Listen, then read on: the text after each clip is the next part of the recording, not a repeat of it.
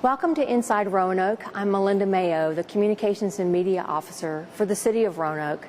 Today we're going to learn about Phase 2 of Visit Virginia's Blue Ridge branding. We're also going to hear about libraries, Leadership College, and a lot more, so stay with us.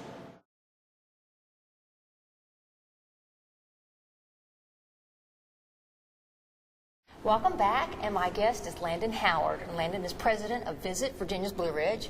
And Landon, I understand you all are going into a new phase of your branding for the Virginia's Blue Ridge. Talk about why it's important for Virginia's Blue Ridge to be branded.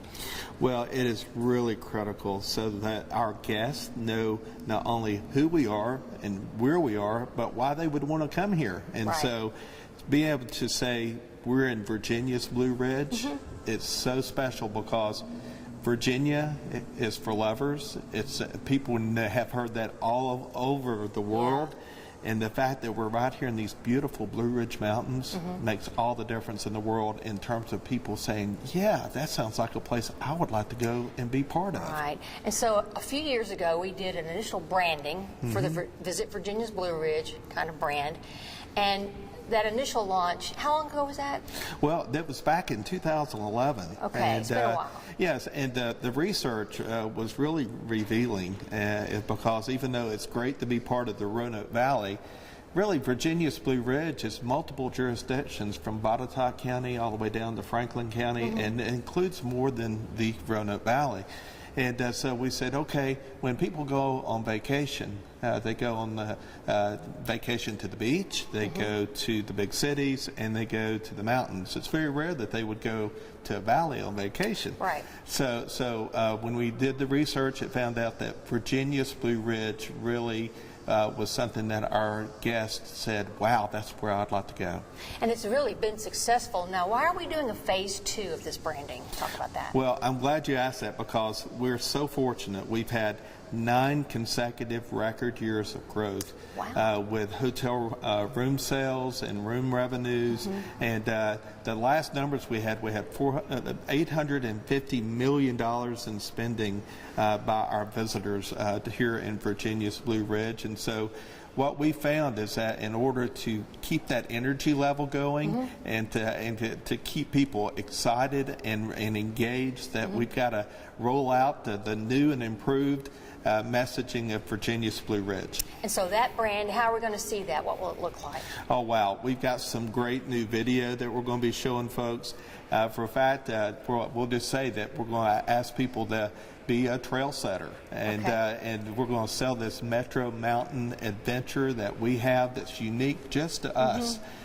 You know, if we look at our downtowns and you look at our beautiful mountains, it's a Metro Mountain mix that you don't find just anywhere. That's true. And there's a lot of time and energy that goes into this branding of what are you hoping that will be the end result? The bottom line is that we want to see more business. Even though we've been doing really great and in many cases outpacing the other parts of the Commonwealth, we think we're going to be heading for a 10th record consecutive year of growth. And we have promised as an agency that we think by 2021 that we'll be one of the top mountain vacation destinations in our entire mountain range, that will be the #1 mountain biking capital on the East Coast, and that we're going to achieve $1 billion in spending by visitors on an annual basis. That is so great. Anything else you'd like to add to the efforts that are being made to bring attention to Virginia's Blue Ridge? Well, we really need the help of our residents and our citizens to get that VBR sticker and put it on your car, you know, and start talking about us as being part of Virginia's Blue Ridge. And what we're finding is that our medical school, the Research Institute, and so many others have found that when we're explaining we're part of Virginia's Blue Ridge, that it's actually easier to explain where we are. So if residents would please do the same thing, it'll actually help lower their tax bill. Wow. If somebody had questions about this, how can they get more information, or who can they call? Well, we would encourage them to go to visitvbr.com and discover, first of all the multiple things that we have to do here. And then also we welcome anybody and everybody to come down to our visitor center at 101 Shenandoah Avenue. We welcome folks to come in, and if you've got great ideas, we want to hear them. Thank you so much. It's very exciting. We hope it's really successful. Thank you, Melinda. Thanks. We appreciate it. Okay, we'll be right back.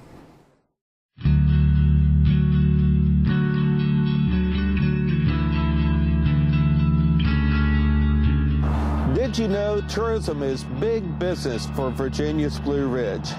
Annually, visitors to Virginia's Blue Ridge contribute $850 million to our region's economy, generating nearly 8,000 jobs. Our success starts with you.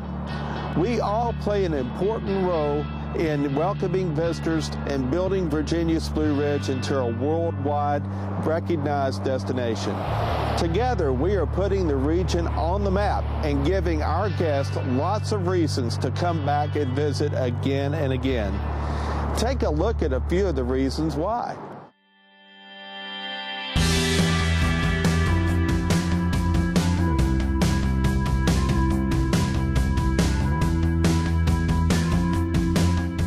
We are Virginia's Blue Ridge.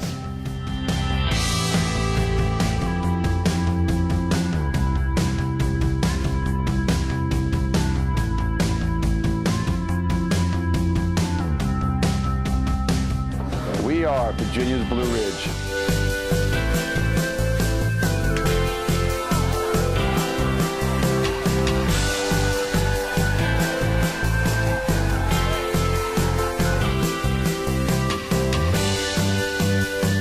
We are Virginia's Blue Ridge.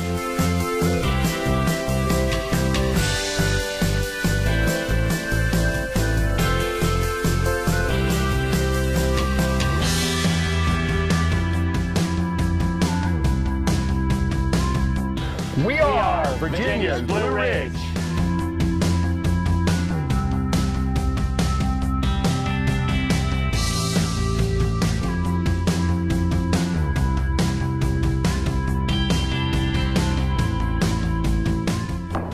We are Virginia's Blue Ridge.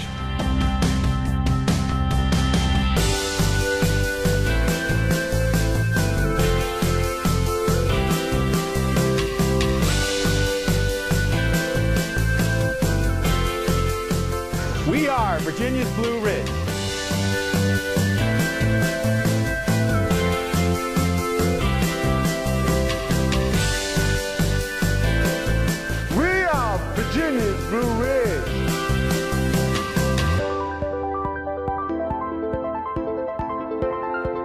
We are Virginia's Blue Ridge.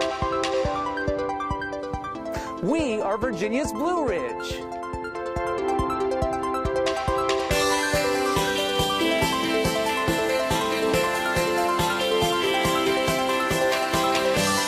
We are Virginia's Blue Ridge.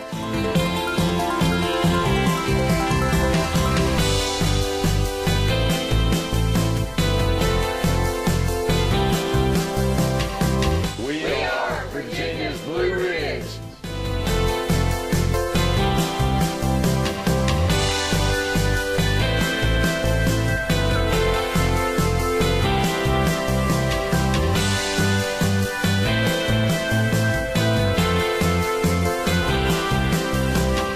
We are Virginia's Blue Ridge.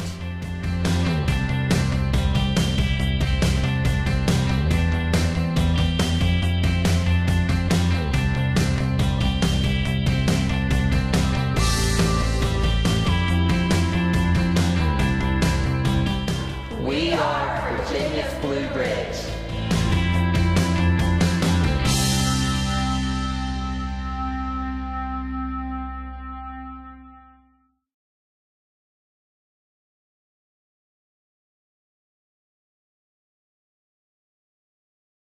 Welcome back. My guest is Tiffany Bradbury with Roanoke Fire EMS. Tiffany, we want to talk about recruitment. I know Yes. you all have a big recruitment campaign going.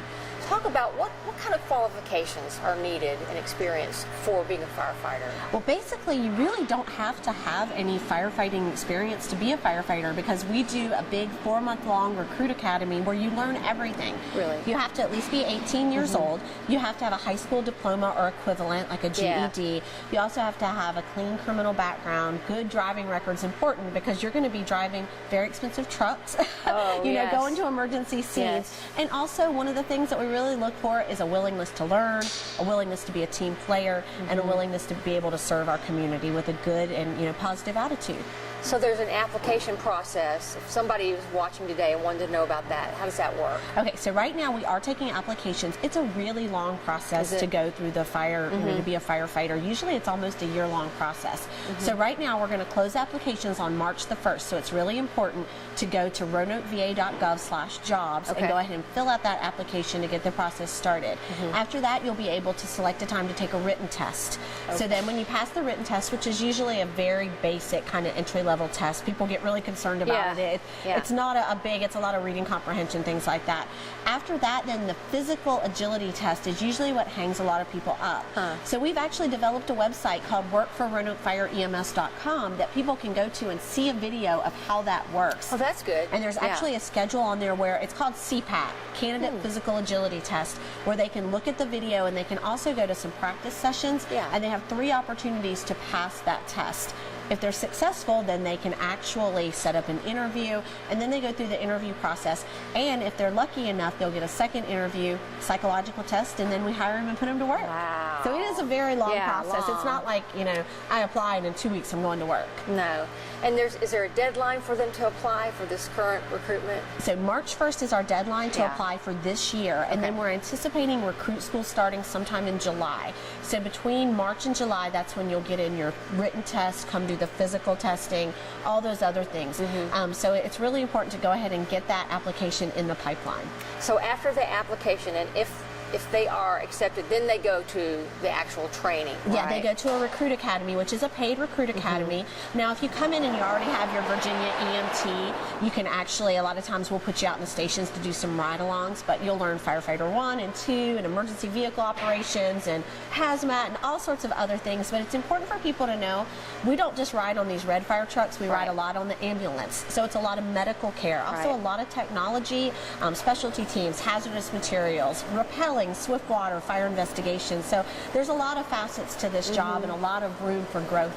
Right. And so somebody might say, well, why do you want to be a firefighter? I mean, are there benefits? What do you think are the benefits of this job? So the benefits to me for this job is that you are coming to work every day is different. You're going to help people in their worst possible time, so it can be very rewarding. You see a lot of bad stuff, but you also can see a lot of good stuff. You know, it's a stable career. Working for the city of Roanoke is a wonderful employer. You've got a pension at the end that a lot of our young folks don't think about when it comes to retirement. But then you also join this brotherhood and sisterhood that's, you know, throughout the nation of being a firefighter. Well, if somebody's watching today and they want more information about how to apply and what this is all about, how do they get it? Well, they can go to the website that we've established. It's called workforroanokefire.ems.com. It's got all our frequently asked questions. It's got some videos on there, anything that they would need to do, and then they can also fill out the form to contact us. We urge people, if they're interested in the job, to come schedule a ride-along to see if it's even, you know, something you want. I mean, you might have this great dinner you've cooked all day on, and then you sit it in front of you, and you're going to get a call. So you need to know if you're going to be able to handle those types of things, and some of the things that, you know, firefighters face every day. So that's a good opportunity to kind of get your feet wet and see if this career is for you. Well, good luck with the campaign. Thank Hope you get a lot of applicants, and this is so great for our fire department. Thank you for sharing it with us. Absolutely. Okay, we'll be right back.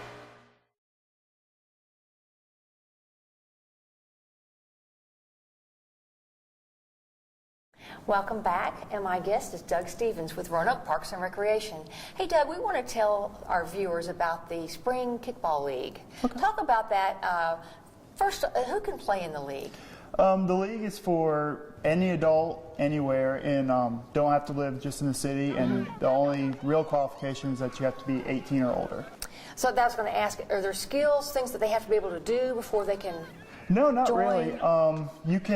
You can be any skill level at all. We do have a lower league for more people who are laid back and just want to come out and kind of kick a ball around, or we have an upper league for more competitive. But anyone is able to play at any skill level. Where do you play the games, and when do they happen? They'll be at Rivers Edge Park on the south side of that park, basically right across the street from Roanoke Memorial Hospital. Okay. On the 2 ball diamonds. And the way when they work is you either pick a Monday or Wednesday to play on, or when you register you pick that you want to play on Tuesday, Thursdays, and you'll play on those 2 days every week. And those games actually start in June, is that right? In June, in late June. The registration will open up in mid-March and then go until early June, and then games will start at the end of June. What do you think is the benefits of having the kickball league? I mean, what's the benefits to the people who get involved? I think it's very beneficial for the adults that actually participate. You get to get out, get your exercise, and kind of meet people that you don't always see on an everyday basis, or play around with your peers and kind of just go out and have a fun time. It's kind of a fun way to get exercise. Exactly. Yeah. And so as people start to register for this, I know you all have a new registration system. Correct. Talk about that a little. We're moving from Active Network to Civic Rec in middle of February. Okay. So when that opens up, we feel like it's a lot more user-friendly. You just come, and when you go to our website, there's a whole list of activities that you can pick from. Right. That you don't have to go around to different areas to find different things. It's all right there in front of you, and the registration's very simple. There's only 2 or 3 different pages that you have to go through. You sign a waiver and you're signed up. Okay. And especially for kickball, you register your team, and it sends you to a whole team page where you can invite the rest of your peers to sign up for your roster. So you could have a group of your friends and you all can be a team. I didn't realize that. Absolutely. Yeah. So that's one thing about the league is you have to have a full team. You can't just sign up as an individual. Okay, that's important. Yeah. So if you are an individual and you're either looking for a team or you're a team who's looking for a couple extra players, we do have a spot on our website, playroanoke.com, where you can go and sign up as a free agent, and teams can find those players who need a place to play. Or you can bring your friends and have them all sign up for your team. Exactly, right? exactly. And the website will help you kind of walk through that. Yeah, and so it tells you you're signing up as a team. You put your team name in there, and then at the end it'll give you a link on your receipt to take you to your team page where you can send out an email to all your friends saying, hey, I made their team, now you can go sign up. That's cool. Yeah, it's awesome. It's a lot more user-friendly. So, Doug, how do people register? There's a website. Talk about that. How do they get there? So, yeah, you just go to our website, which is playroanoke.com, and near the top you'll see a little bar for activities. If you just hover over that, it'll pop up a big box, and on the very left of that box you'll see a kickball tab. And in that tab, it'll take you to a page with a link to register on it. Right. Well, the league sounds like a lot of fun. I hope people will get involved. It's awesome. Everyone who participates seems to have a lot of fun. We've been doing it now for several years, and it's really fun. Great. Well, thanks for telling us about it today. You're welcome. Okay. Thanks for having me. We'll be right back.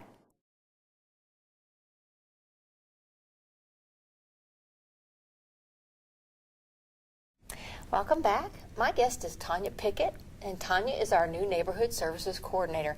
Tanya, we kind of want to introduce you to the people who are watching today. Great. Just, to give us an idea of where are you from the Roanoke area? Tell us a little bit about yourself.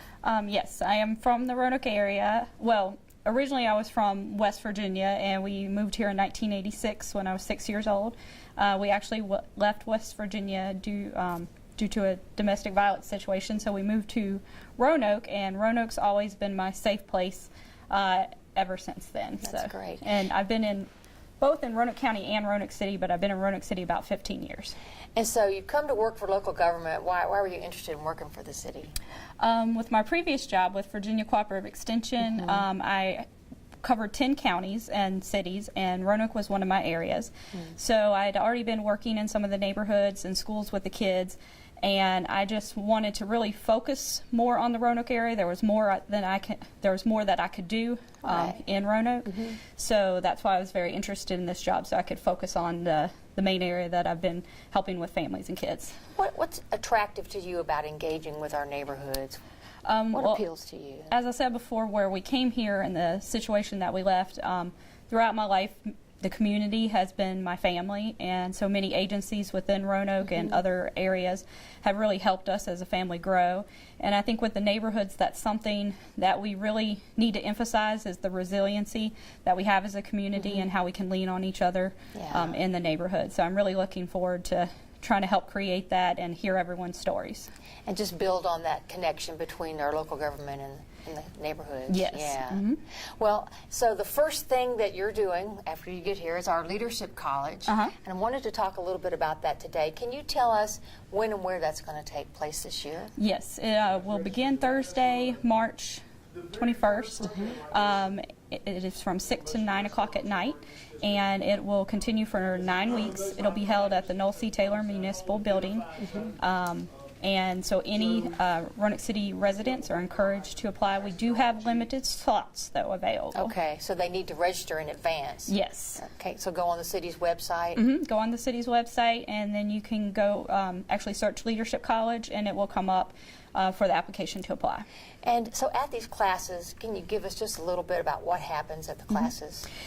Each night, different representatives from the city will talk about their department and the services available, either programs or activities that they do in the community, how to access it, and also how to inform other neighbors how the services work. Tanya, what's the benefit to having Leadership College? How does that help people who live here?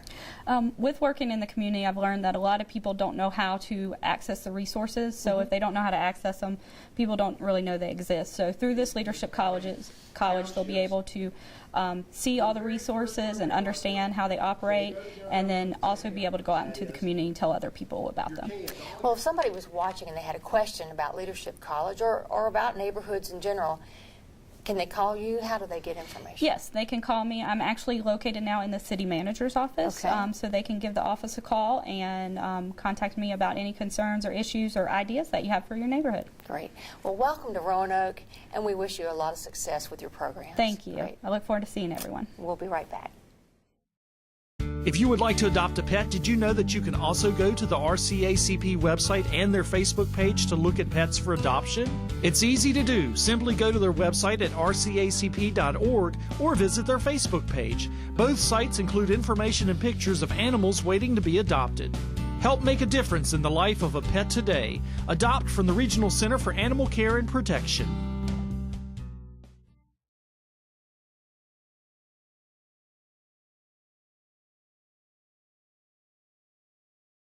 Welcome back, and my guest is Sheila Umberger. Sheila's our library director.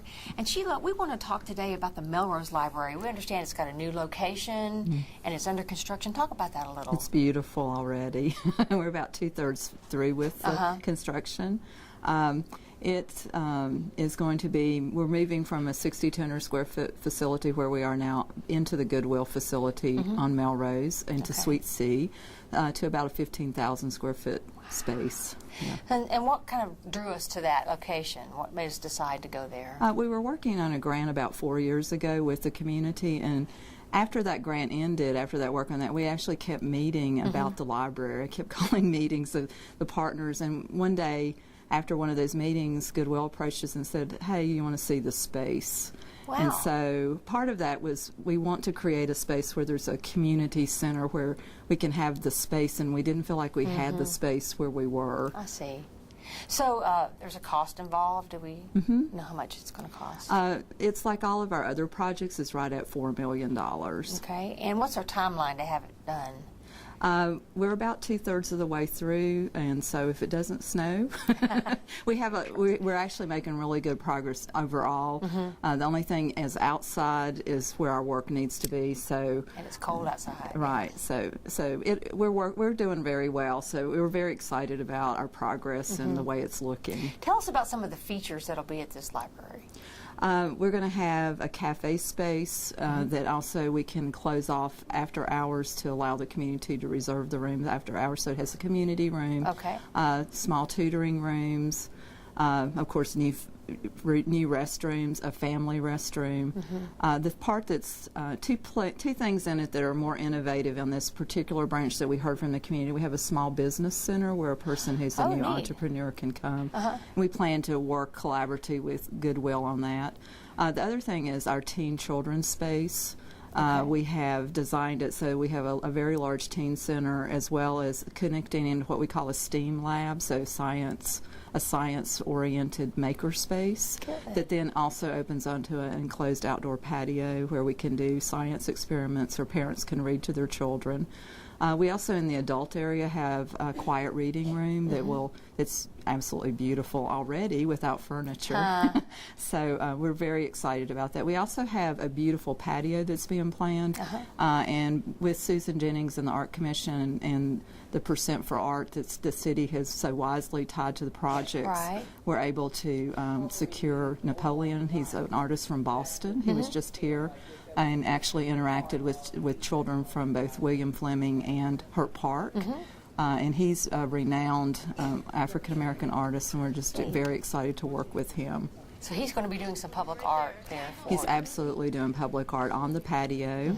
Also, another thing that's interesting about this entire project is we will be building a paved walkway that will connect Lansdowne neighborhood area as well as our other area to the branch, because we heard from the community they wanted access. And we've been working with the Kiwanis Club, and they are going to be building a playground on land.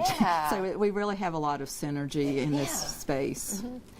Sheila, we have any other library projects coming up that you wanted to mention today? Well, currently, right now, we have South Roanoke E-Branch. We just had a neighborhood meeting with South Roanoke. It's going to be a cutting-edge new technology kiosk that holds over 500 books and materials. We can expand it up to 1,000 in the future. We're designing it that way. Also, 2 traditional book drops in that neighborhood. So we want to create a service point in the neighborhood. The other project we're working on is refreshing Gainsborough, which we renovated, it's hard to believe, 10 years ago. Yeah, I remember that. In February, it'll be 10 years. We have funding to actually totally redesign the inside of the building. So we'll be working with a design consultant, and also we'll be interacting with the community on some of that as well. Because to me, the most important thing is we respond to what the community's wants. Yeah, and we're moving away from libraries as a place where you just go check out a book to a place where people come and gather and learn and have all different types of opportunities. And why is that so significant for our citizens? Well, one of the things that we have unique here in Roanoke, we did a design program early around 2004 that I actually was the project manager on before I was director. What we heard from the community is they wanted program spaces, they wanted outdoor, they wanted a community thing. And so we followed that model really quite successfully in that amount of time. So since I've been director, we've been implementing that plan. It's been revised once, but I think that the use is different, and we're unique, and our power is that we have beautiful neighborhoods, and we are in our neighborhoods and near our schools. So we've tried to build on that community need.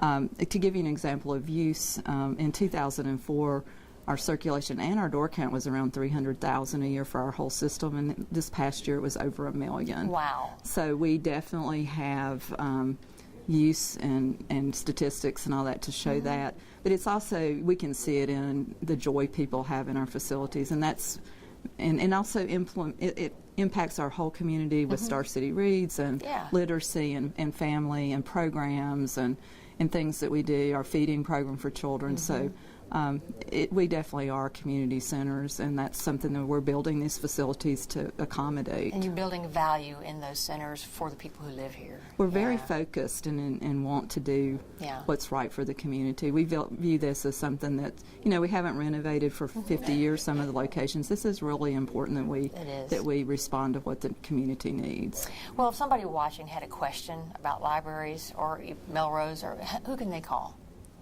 Well, they can always talk to me. Okay. But again, we're very open to suggestion, and I would just encourage citizens, if they hear about a community meeting that we're having, we really value input, and even on South Roanoke, there's stuff that we are immediately thinking that's a really great idea, and we're incorporating that into our plans. Okay. Well, it sounds very exciting, and thank you so much. And when the Melrose Library is open, I know we'll be there. So. Oh, absolutely. Yeah. We'll celebrate. Okay, thanks. Thank you. We'll be right back.